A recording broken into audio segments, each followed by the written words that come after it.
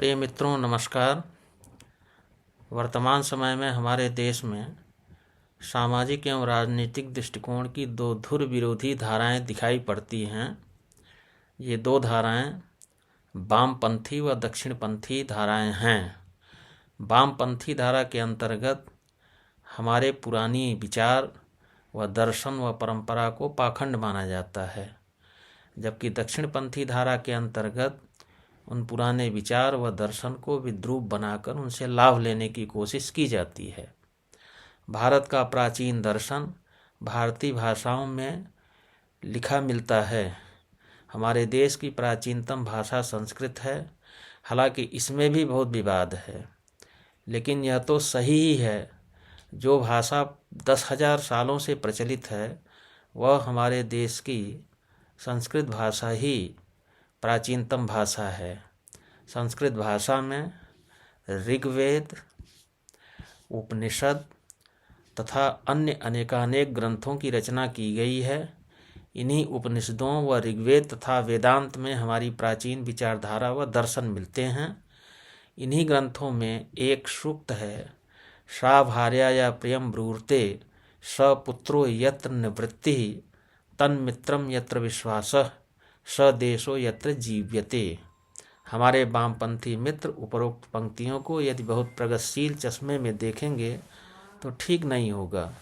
इसी तरह दक्षिणपंथी मित्र भी इनकी बहुत भोंडा व रूढ़िवादी व्याख्या करेंगे तो भी नहीं ठीक होगा। वर्तमान में हमारे समक्ष सबसे बड़ी समस्या रोजगार व रोजी रोटी की है, जिसे बखूबी उक्त सूक्त में वर्णित किया गया है। इसमें कहा गया है कि देश वही होता है जहां आजीविका अर्थात रोजी रोटी की व्यवस्था हो। तन्मित्रम यत्र विश्वासः,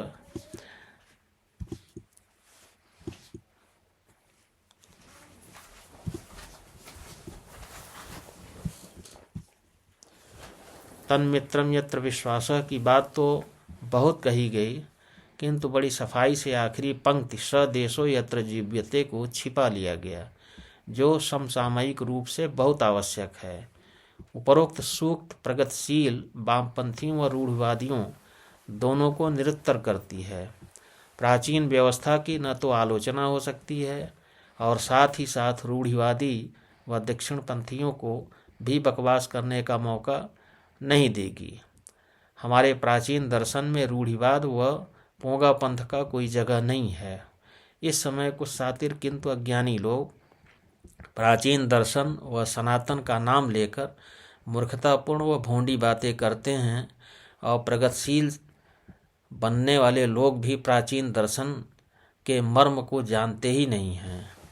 भारत की प्राचीन राज व्यवस्था संबंधी दर्शन व नियम में कहा गया है, विद्या विनीतो राजा ही प्रजानां विनये रतः अन्यायां प्रथमीं भुंक्ते सर्वभूत हिते रतः।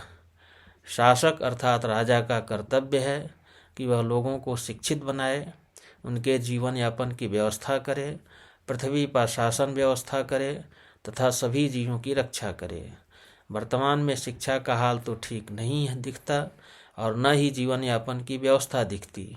तथा कथित बुद्धिजीवी व प्रगतिशील लोग किस आधार पर प्राचीन मानव दर्शन की आलोचना करते हैं समझ से परे है। बस उनका मोटो होता है कि उन्हें प्राचीन सनातन दर्शन के विरुद्ध बातें कहनी हैं तथा उनकी आलोचना करनी है। दूसरी तरफ सातिर लोग सनातन का नाम लेकर अपना उल्लू सीधा करते हैं तथा थोड़े से लोगों का हित साधते हैं।